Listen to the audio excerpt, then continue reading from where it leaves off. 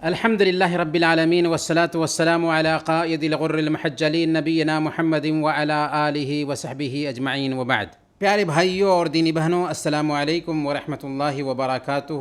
کتاب التوحید کے اس کلاس میں آپ سب کا استقبال ہے، اور آج کا ہمارا یہ آخری کلاس ہوگا کتاب التوحید کا۔ کلاسز چلیں گے، لیکن کتاب التوحید کا یہ آخری کلاس ہوگا اور آخری باب بھی ہوگا۔ الحمدللہ ہم آخری باب تک پہنچ چکے ہیں۔ باب ہے باب نمبر 67، اللہ تعالیٰ کی مہانتا اور بلندی، اللہ تعالیٰ کی عظمت اور رفعت۔ تو اس سلسلے میں سب سے پہلے سورہ الزمر کی آیت نمبر 67 ہے۔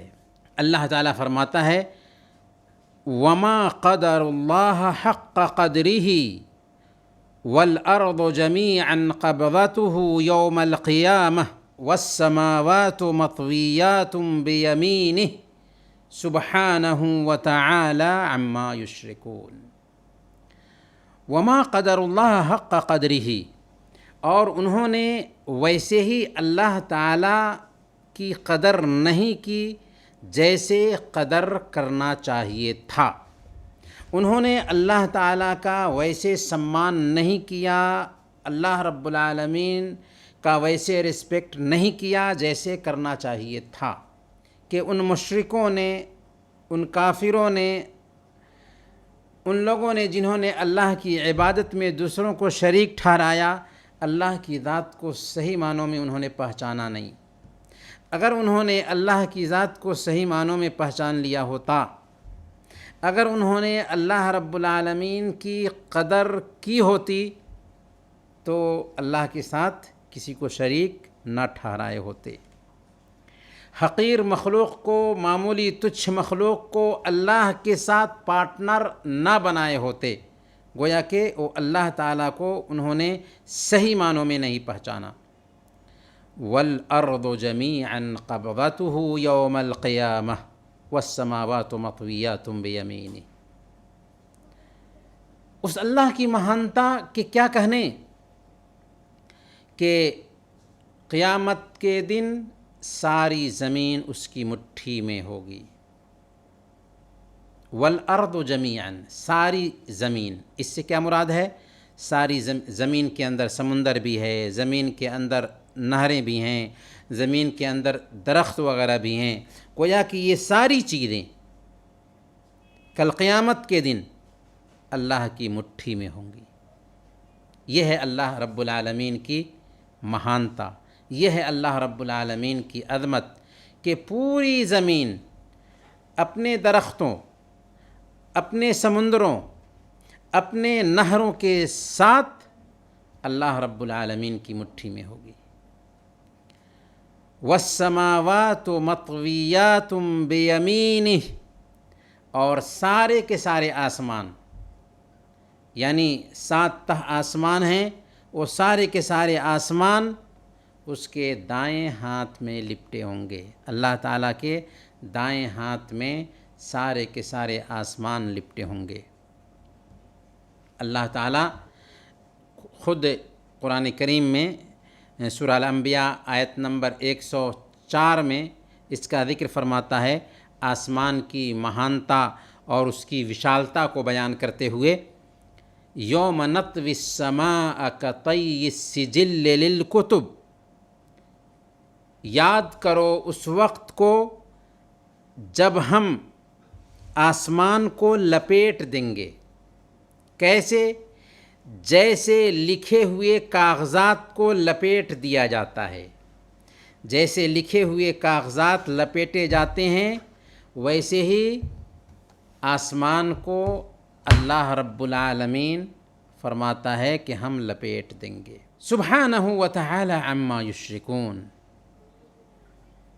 اللہ تعالیٰ ان لوگوں کے شرک سے پاک ہے اور بہت بلند ہے، یعنی ہم پاکی بیان کرتے ہیں اللہ رب العالمین کی اس بات سے کہ اس کے ساتھ کسی اور کو کوئی شریک ٹھہرائے۔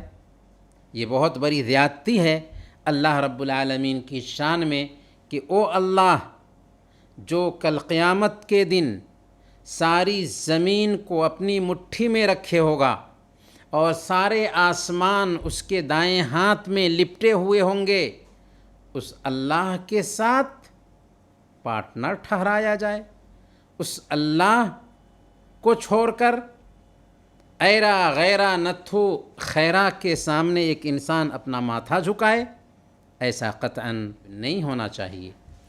اور صحیح بخاری اور صحیح مسلم کی حدیث ہے، حضرت عبداللہ بن مسعود رضی اللہ تعالی عنہ بیان کرتے ہیں کہ ایک یہودی عالم نے، ایک یہودی ودوان نے اللہ کے نبی صلی اللہ علیہ وسلم کے پاس آ کر کہنا شروع کیا، یا محمد انا نجد ان اللہ یجعل السماوات علی اصبع، اے محمد صلی اللہ علیہ وسلم، ہم اپنی کتاب میں پاتے ہیں کہ اللہ تعالی قیامت کے دن سارے آسمانوں کو ایک انگلی پر رکھے گا، والارضین علی اصبع، اور تمام زمینوں کو ایک انگلی پر رکھے گا، والشجر علی اصبع والماء علی اصبع والثرى علی اصبع، اور درختوں کو ایک انگلی پر رکھے گا، پانی کو ایک انگلی پر رکھے گا، کیچڑ کو ایک انگلی پر رکھے گا، وسائر الخلق علی اصبع، اور ساری مخلوق کو ایک انگلی پر رکھے گا، پھر کہے گا انا الملک، میں ہوں بادشاہ۔ جب اللہ کے نبی صلی اللہ علیہ وسلم نے اس یہودی عالم کی یہ بات سنی تو اللہ کے نبی صلی اللہ علیہ وسلم ہنس پڑے۔ ہنس پڑے کس بنیاد پر؟ اس بنیاد پر نہیں کہ اللہ کے نبی صلی اللہ علیہ وسلم نے اس یہودی عالم کی بات کا انکار کیا، بلکہ ہنس پڑے اس بات پر کہ اللہ کے نبی صلی اللہ علیہ وسلم نے اس یہودی عالم کی تصدیق کی۔ چنانچہ خود حضرت ابن مسعود رضی اللہ تعالیٰ عنہ اس حدیث کے اندر بیان فرماتے ہیں، فضحك النبی صلی اللہ علیہ وسلم حتی بدت نواجذہ تصدیقا لقول الحبر، اللہ کے نبی صلی اللہ علیہ وسلم ہنس پڑے اس کی بات، عالم کی بات کی تصدیق کرتے ہوئے، یہاں تک کہ آپ کی ڈاڑھیں ظاہر ہو گئیں۔ ثم قرأ وما قدر اللہ حق قدرہ والارض جمیعا قبضتہ یوم القیامہ، پھر اللہ کے نبی صلی اللہ علیہ وسلم نے اللہ تعالیٰ کے اس آدیش کی تلاوت کی کہ انہوں نے صحیح معنوں میں جیسا حق تھا ویسے اللہ رب العالمین کی قدر نہیں کی، حالانکہ قیامت کے دن ساری زمین اس کی مٹھی میں ہوگی اور سارے آسمان اس کے دائیں ہاتھ میں لپٹے ہوئے ہوں گے۔ یہ صحیح بخاری اور صحیح مسلم کی روایت ہے۔ اور ایک روایت میں یہ الفاظ آئے ہیں کہ والجبال والشجر علی اصبع، کہ اللہ تعالی قیامت کے دن تمام پہاڑوں اور تمام درختوں کو ایک انگلی پر رکھے گا، ثم یہزہن فیقول، پھر ان کو ہلا کر کے فرمائے گا انا الملک انا اللہ، میں ہوں بادشاہ، میں ہوں اللہ۔ اور ایک اور روایت میں اس پرکار ہے یجعل السماوات علی اصبع والماء والثرى علی اصبع وسائر الخلق علی اصبع، کہ اللہ تعالیٰ تمام آسمانوں کو ایک انگلی پر اور پانی اور کیچڑ کو ایک انگلی پر اور تمام مخلوقات کو ایک انگلی پر رکھ کر کے فرمائے گا کہ انا الملک، میں ہوں بادشاہ، میں ہوں اللہ۔ ایک جگہ جو صحیح مسلم کی روایت ہے، حضرت عبداللہ بن عمر رضی اللہ تعالیٰ عنہ اس روایت کو نقل کرتے ہیں، اللہ کے نبی صلی اللہ علیہ وسلم نے بیان فرمایا یطوی اللہ السماوات یوم القیامہ، قیامت کے دن اللہ تعالیٰ اپنے دائیں ہاتھ میں آسمانوں کو لپیٹ لے گا، ساتوں آسمانوں کو لپیٹ لے گا. ثم یقول، پھر فرمائے گا، انا الملک این الجبارون این المتکبرون، میں بادشاہ ہوں، زمین میں وہ لوگ کہاں ہیں جو سرکشی کرتے تھے، وہ لوگ کہاں ہیں جو تکبر کرتے تھے. ثم یطوی الارضین السبع بشمالہ ثم یقول انا الملک این الجبارون این المتکبرون. پھر اللہ تعالیٰ ساتوں زمینوں کو اپنے بائیں ہاتھ میں لے کر فرمائے گا کہ میں ہوں بادشاہ، زمین میں سرکشی کرنے والے کہاں ہیں، زمین میں تکبر کرنے والے آج کہاں ہیں. گویا کہ اس حدیث میں اللہ کے نبی صلی اللہ علیہ وسلم فرماتے ہیں کہ کل قیامت کے دن اللہ تعالیٰ ایک ہاتھ میں ساتوں آسمان کو اور دوسرے ہاتھ میں ساتوں زمین کو لپیٹ لے گا اور فرمائے گا، انا الملک، میں ہوں بادشاہ، این الجبارون این المتکبرون، کہاں ہیں دنیا میں سرکشی کرنے والے، کہاں ہیں دنیا میں گھمنڈ کرنے والے جو اپنے مال کی بنیاد پر، جو اپنی حکومت کی بنیاد پر سرکشی کرتے تھے، گھمنڈ کرتے تھے. کہاں ہیں وہ گھمنڈی اور سرکش. اور حضرت ابن عباس رضی اللہ تعالی عنہما نے بیان فرمایا، ما السماوات السبع والارضون السبع فی کف الرحمن الا کخردلۃ فی ید احدکم. حضرت ابن عباس رضی اللہ تعالی عنہ فرماتے ہیں کہ ساتوں آسمان اور ساتوں زمین اللہ رب العالمین کے ہاتھ میں یوں ہوں گے جیسے تمہارے ہاتھ میں رائی کا دانہ ہوتا ہے. ظاہر سی بات ہے کہ یہ حضرت ابن عباس رضی اللہ تعالی عنہ کا قول ہے، لیکن یہ بات حضرت ابن عباس رضی اللہ تعالی عنہ اپنی طرف سے نہیں بول سکتے، اللہ کے نبی صلی اللہ علیہ وسلم کی رہنمائی کی بنیاد پر ہی بولیں گے. اس ناحیہ سے یہ روایت مرفوع روایت ٹھہرتی ہے کہ اللہ کے نبی صلی اللہ علیہ وسلم سے انہوں نے گویا کہ سنا ہوگا، تبھی انہوں نے کہا ہے. کیا فرمایا حضرت ابن عباس رضی اللہ تعالی عنہ نے کہ ساتوں آسمان اور ساتوں زمینیں اللہ کے ہاتھ میں ایسے ہوں گے جیسے تمہارے ہاتھ میں رائی کا دانہ ہوتا ہے. اس سے ہم اللہ تعالیٰ کی مہانتا کا اندازہ لگا سکتے ہیں. یہ جو قول گزرا حضرت ابن عباس رضی اللہ تعالیٰ عنہ کا، اس سے پتہ یہ چلتا ہے کہ جیسے آسمان 7 تہ ہیں ویسے ہی یہ زمین بھی 7 تہ ہے. بلکہ سورہ الطلاق میں یعنی قرآن کریم کے اندر بھی اس کی وضاحت آئی ہے. سورہ الطلاق آیت نمبر 12 میں اللہ فرماتا ہے، اللہ الذی خلق 7 سماوات ومن الارض مثلہن. اللہ تعالیٰ نے ہی 7 آسمان پیدا کیا، یعنی 7 تہ آسمان، اور زمین بھی اسی کے جیسے، یعنی 7 طبقے، 7 شرینی زمین کے بھی ہیں. تو جیسے اللہ تعالیٰ نے 7 تہ آسمان پیدا کیا ویسے ہی 7 تہ زمین بھی ہے. اور صراحت کے ساتھ میں اللہ کے نبی صلی اللہ علیہ وسلم نے حدیث کے اندر کئی جگہوں پر بیان فرمایا. بلکہ ایک حدیث میں اللہ کے نبی صلی اللہ علیہ وسلم بیان فرماتے ہیں، من اخذ شبرا من الارض ظلما توقہ من 7 ارضین. جو آدمی کسی کی ایک بالشت زمین بھی غصب کر لیتا ہے تو کل قیامت کے دن اسے 7 تہ زمین کا طوق پہنایا جائے گا۔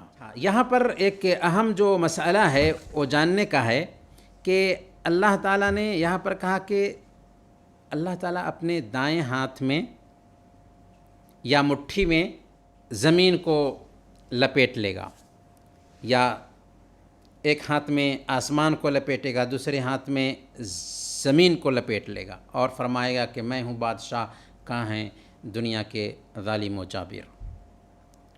تو ہاتھ سے کیا مراد ہے یا مٹھی سے کیا مراد ہے؟